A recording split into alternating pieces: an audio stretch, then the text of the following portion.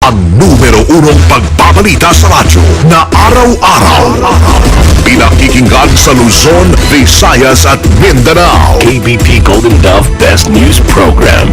Mula sa Head News Center ng pinakamaraming himpilan at number 1 na radio network ng bayan, RMN. Ito ang numero uno. RMN News Nationwide. RMN News Nationwide. Kasama ang KBP Golden Dove Best Newscaster, Weng de la Peña, at ang maasahang broadcaster, Buddy Oberas. RMN News Nationwide. RMN News Nationwide. Ngayong umaga sa RMN News Nationwide, House Speaker Feliciano Belmonte tiwalang tuluyan ng uusad ang panukalang pag-amyenda sa Economic Provisions ng 1987 Constitution. Pag-amyenda sa nasabing panukalang batas isinusulong na idaan sa publiko. Sinasabi ng mamamayan na ayaw nila ng tsa-tsa. No? So sa tingin ito, yun ang aming panukala na magkaroon muna ng mga konsultasyon. Pagbuwag sa 11 government-owned and controlled corporations, aprobado na ni Paulong Noynoy Aquino. Umano'y mapanirang advertisement sa dyaryo at internet ng Bureau of Internal Revenue, pinalaga ng Philippine Medical Association. Pagtanggal sa nasabing ad, hiniling 8 sugatan sa pagsabog sa North Cotabato. Kasi po sa initial investigation na isumabog na isang hand grenade, initially may na-account na 8 sugatan po dun sa area. Siya po dito ang isa at critical. Balitang negosyo, pagdami ng turista ang bibisita sa bansa ngayong summer inaasahan. Ang pinipunta na po natin for 2014, kulang-kulang 6 million foreign visitors. Sa ibayong dagat, pahayag ng European Union na agresibo ang United Nations binalagan. It's unacceptable for a state that is one of the guarantors of our sovereignty. RMN News Nationwide.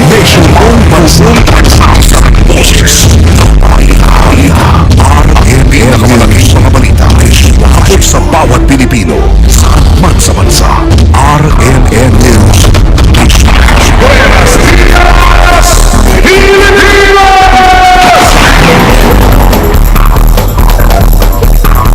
Umaga ho ng Martes ngayon, Marso 4, 2014. Ito mga kasama ang numero 1 RMN News Nationwide. Ako si Weng de la Peña.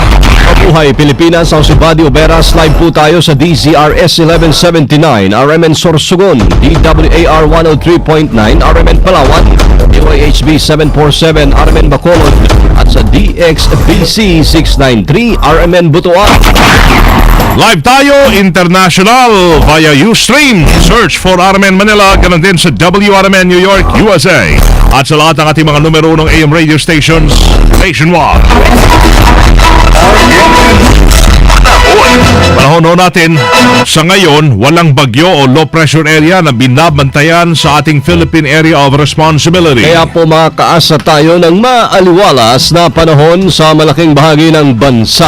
Ang Metro Manila at ang Luzon, kasama na ang Visayas, ay magiging maaliwalas ang panahon at maliit lamang ang tsansa ng pagulan. Sa bahagi po ng Mindanao, magkakaroon naman ng pulo-pulong pagulan, kulog at kidlat. Ang agwat ng temperatura sa Metro Manila, mula 20 hanggang 31 ang antaso ng sentigrado. Tiwala si House Speaker Feliciano Belmonte sa tuluyang pag-usad ngayon ng kontrobersyal na panukalang amyendahan ang Economic Provisions ng 1987 Constitution.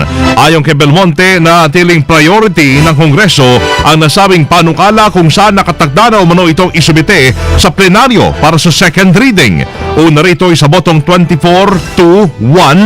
Nakalusot na sa Committee on Constitutional Amendments ang resolution of both issues of both houses o RBH number 1. Sa panukala ni Belmonte, idaragdag sa salikang batas ang katagang unless otherwise provided by law. Particular na sa Article 2 o yung National Territory, Article 12 o National Economy and Patrimony at Article 16 o ang General Provisions. Kabilang sa mga bumotong tutol dito ay sinabayan muna party list representatives Carlos Isagani Zarate at Nery Colmenares, habang nag-abstain naman si Pampanga Representative Oscar Rodriguez. Sa panig ni Colmenares, iginit nito na kailangan pa ng mas mahabang debate at konsultasyon sa issue. Una rin iginit ng Malacanang na hindi pa interesado sa ngayon ang administrasyon para sa Chacha Amendment. Idadala ng bayan muna sa hapag ng mamaya na usapin ng kontrobersyal na panukalang amyendahan ang economic provisions na 1987 Constitution. Sa interview ng RMN kay Bayan Muna Party List Representative Carlos Zarate, isa sa mga tumutol sa nasabing panukala, dapat po magkaroon muna ng public consultation at alamin kung gusto ba ng publiko ang Chacha upang hindi na gumastos pa ng bilyong-bilyong piso ang gobyerno. Dapat sana alamin natin ano ba talaga ang gusto ng mamamayan. Dahil sa mga nakaraang panahon naman, no, at least in 3 instances, ng mga attempts na baguhin ang konstitusyon, na nagkaroon ng mga proposals ng Chacha sa panahon ni Presidente Corazon Aquino, Presidente Ramos, Presidente Arroyo, sinasabi ng mamamayan na ayaw nila ng Chacha. No? So sa tingin ito, yun ang aming panukala na magkaroon muna ng mga konsultasyon. No? Dahil kung ayaw naman ng mamamayan, bakit pa tayo gagastos ng bilyon-bilyon para magkaroon halimbawa ng plebisito at upang tanungin lang sila, no? Binigyan din pa ni Zarate na hindi na ito pag-amyenda sa economic provisions kundi pagbabago na sa ating konstitusyon, lalo na at mali ang pamaraan ng pag-amyenda dito. Itong mode, no, na ginagamit ngayon sa pag-aamenda ng konstitusyon ay hindi na aayon doon sa tinatakda ng ating konstitusyon, no? Itong gawing parang ordinaryong isang batas ang pag-aamenda ng konstitusyon, no? At kaya nga hindi kami pabor sa ganito, ano? Ang gusto namin na isang constitutional convention dahil doon talagang mayroong partisipasyon ang karamihan at hindi ang iilan lang ang mag-aamenda. O sa ganitong usapin nga, ang tingin namin hindi na lang ito amendment ng constitution, ito ay revision of our constitution dahil malaking bahagi na ating konstitusyon ang talagang radically ay gusto nang baguhin ng proposal na ito. Si Bayan Muna Party List Representative Carlos Zarate sa interview ng RMN. Senado'y naghihintay o maghihintay pa ng aksyon ng Kongreso sa Chacha. Sama natin sa balita si Conde Batak. RMN Report. Maghihintay sa ngayon ng Senado sa magiging aksyon ng Kongreso sa resolution of both houses. Number 1 o Chacha Resolution ni Speaker Sonny Belmonte na layong amyendahan ng economic provision. Ayon kay Dasmariñas City Representative Elpidio Barzaga, Vice Chairman ng Committee on Constitutional Amendments, matapos maaprobahan sa komite ang pag-amyenda sa economic provision, ihahanda ang committee report na nilagdaan ng mga miyembro sa kaiyaakyat sa Rules Committee at ito-forward naman ng Rules Committee sa plenaryo para sa deliberasyon. Ang Senado naman ay maghihintay kung mapagkakasunduan ba sa plenaryo na magkaroon o hindi ng 3/4 votes. Pero paglilinaw ni Barzaga, hindi joint session ang mangyayari kundi hiwalay na pagtalakay ng Kongreso at Senado ang magaganap tulad sa mga ipinapasang resolusyon o panukala. Hindi naman anyon nire-require sa ilalim ng konstitusyon ang pagkakaroon ng joint session sa pag-amyenda ng probisyon. Wala din anyong partisipasyon ng Pangulo sa ipapasang resolusyon at hindi sakop ng pag-amyenda ang ibang probisyon tulad ng term limit at form of government. Kasama mo mula sa Kamara, Conde Batak, Tatak RMN. Kasama may go signal na si Paulong Noynoy Aquino para buwagin ang 11 government-owned and controlled corporations. Nabatid na ilan dito ay sangkot sa pork barrel scam na muli kasabwat sa mga peking proyekto na pinondohan ng Priority Development Assistance Fund. Una lang inaprobahan ni Pinoy ang pagbuwag sa National Agribusiness Corporation, Zamboanga del Norte Rubber Estate Corporation, Human Settlements Development Corporation, Philippine Forest Corporation at Cottage Industry Technology Center bago matapos ang 2013. Bukod dito ay pinabubuwag na rin ng Pangulo ang Southern Philippines Development Authority, Philippine Fruits and Vegetables Corporation, San Carlos Fruits Corporation, Philippine Agricultural Development and Commercial Corporation, Bataan Technology Park Incorporated at ang PNOC Shipping and Transport Corporation. Pinatatanggal ng Philippine Medical Association ang anilay mapanirang advertisement sa dyaryo at internet ng Bureau of Internal Revenue. Ayon kay PMA President Dr. Leo Olarte, pupuntahan nila si BIR Commissioner Kim Henares para iparating ang kanilang pananaw sa nasabing advertisement. Unang iginit ang PMA na unfair ang one-half ad kung saan ay pasan ng isang guro ang isang doktor at may caption na "When you don't pay your taxes, You're a burden to those who do. Git ni Olarte, hindi reasonable na sisirain ang magandang pangalan ng isang doktor dahil lamang sa ilan lang o lamang ang naligaw ho ng landas. Pagdiin pa nito, nagbabayad sila ng tamang buwis at patuloy ang kanilang kampanya para ipaalam sa kanilang mga miyembro ang pag-issue ng resibo mula sa BIR. Unang dinepensa naman ni Henares ang Git na hindi nila nilalahat ang mga doktor. Bukod sa doktor, kabilang din sa mga na inilabas ng BIR ang isang accountant na pasa naman ng isang cook at isang online seller na pasa ng isang foreman. Sama 8 ang sugatan. Isa rito ang kritikal sa nangyaring pagsabog dako alas 8:32 kagabi sa North Cotabato. Ayon kay Colonel Renante de los Santos, Chief of Police ng Midsayap, North Cotabato, isang hand grenade ang ginamit sa pagsabog na gumimbal sa fish section ng public market ng Midsayap. Nakilala mga biktima sina Crisa Jane Torrejas, 13 anyos, Virginia Cablas, 56, Quintin Trastiza, 32, Lizelle Ann Apucapotan, 14, Paula Angeli Masicampo, 20, Rodrigo Cataytay Jr., 31 anyos, Berne Cuerpo, 22. Habang nasa malubhang kondisyon naman si Charles Monsanto Guhitia, 22 anyos, at mga residente nga sa nasabing bayan. Sa ngayon po, wala pang may turong suspect ang mga otoridad at kanil pang kinukumpirma ang mga lumalabas na istoryang maaaring sanhi ng pagpapasabog. Sa ngayon, hindi pa natin matutuloy kung sino yung suspect dun sa naturang pagsabog dahil may mga lumalabas na istorya na meron kang nagdadala ng granada at siguro na aksidente na nabunot na yung safety pin at kaya sumabog dun sa lugar. At meron ding istorya na mayroong isang away daw dun sa loob ng palengke na nagbanta siya na kung gagawin niyo ulit yung ginagawa niyo na palagi niyong inaaway yung nanay ko, makapasabugan daw niya, tapunan niya raw ng granada. Sa kabila po ito, inihayag ni De Los Santos na kanila pa rin biniberipika ang impormasyon na posibleng pakana ito ng mga bagong graduate ng Bangsamoro Islamic Freedom Fighters na nakadeploy sa nasabing lalawigan. Sa inisyal na pagsisiyasat, dalawang hindi pa kilalang suspect na sakay sa isang motorsiklo na gagis ng granada sa gilid ng palengke at dahil sa lakas nga po ng pagsabog, maraming sibilyan na malubhang na sugatan na agad namang naisugod sa Pisante Hospital. BIFF daw na bagong graduate ng paggawa ng bomba na nakadispatch sila dito sa may North Cotabato area. Naku po. Kaya po, palaging alerto po yung kapulisan natin at yung kasundaluhan natin. Kasama na rin yung mga bantay bayan natin. Si Colonel Renante de los Santos, hepe ng pulis ng Midsayap, North Cotabato sa RMN.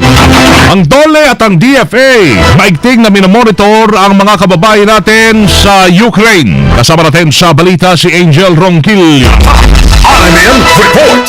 Tiniyak ng Department of Labor and Employment na mahigpit sila nakikipag-ugnayan sa Department of Foreign Affairs para sa monitoring ng sitwasyon ng mga kababayan natin sa Ukraine. Kaugnay nito, pinapayuhan ng DOLE ang mga overseas Filipino workers sa Ukraine na hanggat maari ay manatili muna sa kanilang mga tahanan kasunod na rin ng kaguluhan doon. Ayon kay Labor Secretary Rosalinda Baldoz, dapat maging kalmado lamang ang mga OFW sa tiwasang magtungo sa mga pampublikong lugar na kung saan may ginagawang kilos protesta. Batay sa datos ng Philippine Overseas Employment Administration, lumilitaw na 115 OFW ang nasa Ukraine noong taong 2013, 57 naman noong 2012 o kabuang bilang na 175.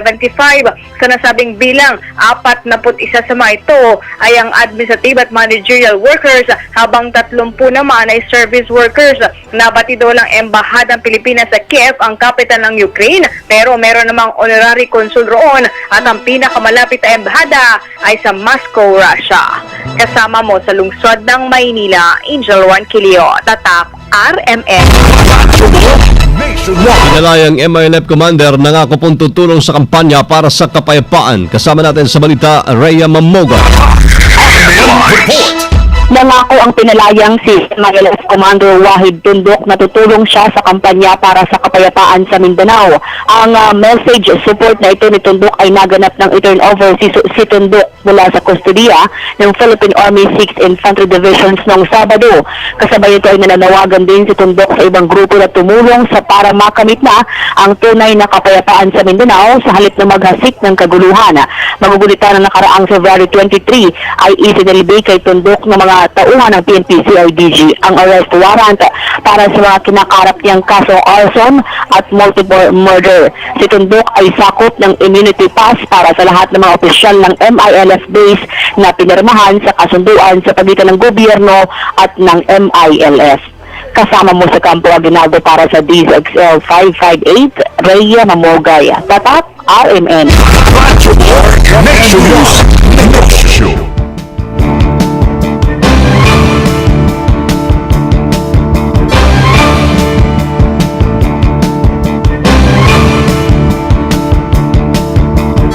RMN News Abroad.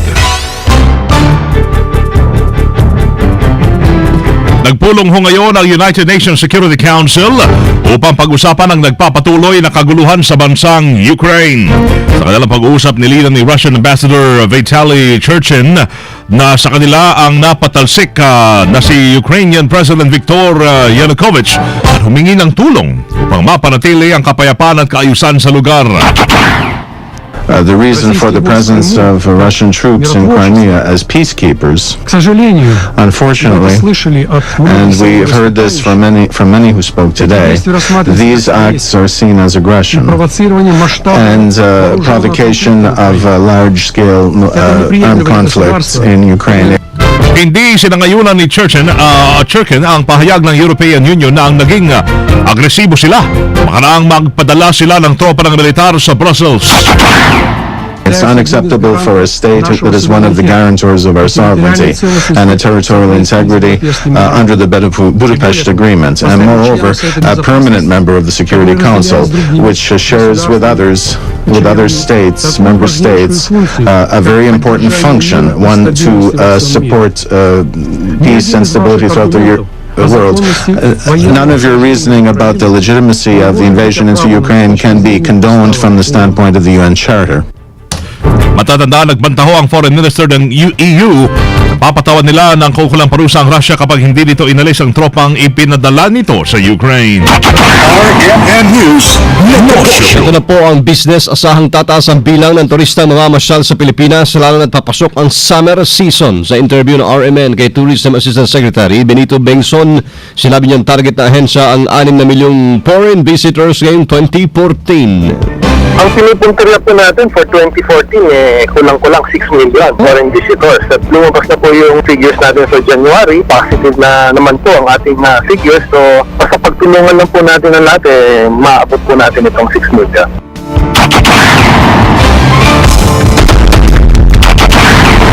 Mga kasama live pa rin mula dito sa RMN News Center sa Makati City, Metro Manila, Philippines. Inyo pong narinig ang numero 1 RMN News nationwide. Martes na ho tayo, Marso 4, 2014. Sa mga taga Rojas, susunod na dyan sila kasama yung Joven Anisco at Jessel Liege. Sa RMN News Diretso, Balitang DYBR 657, RMN Rojas. Muna panoorin ang ating laging pagbabalita ngayong alas 7 ng umaga. Sa YouTube, i-type lamang ang RMN News Nationwide. And of course, thank you ho Lord. Tayo ho'y nagkasama-sama muli. Salamat po sa inyo naging panahon sa amin. Kasama nyo sa serbisyo publiko, Weng de la Peña. At Buddy Oberas. Dito pa rin sa tahanan na may pinakamaraming number 1, pinakamaraming himpilan. RMN. Radyo mo, nationwide. Live via satellite. RMN News nationwide. Buong bansang pagsasarang boses ng balita. RMN News. Ang oras po natin, mga katatakay, alas 7:18 na ng umaga. RMN. That time check was brought to you by Big Electrolytes Immunity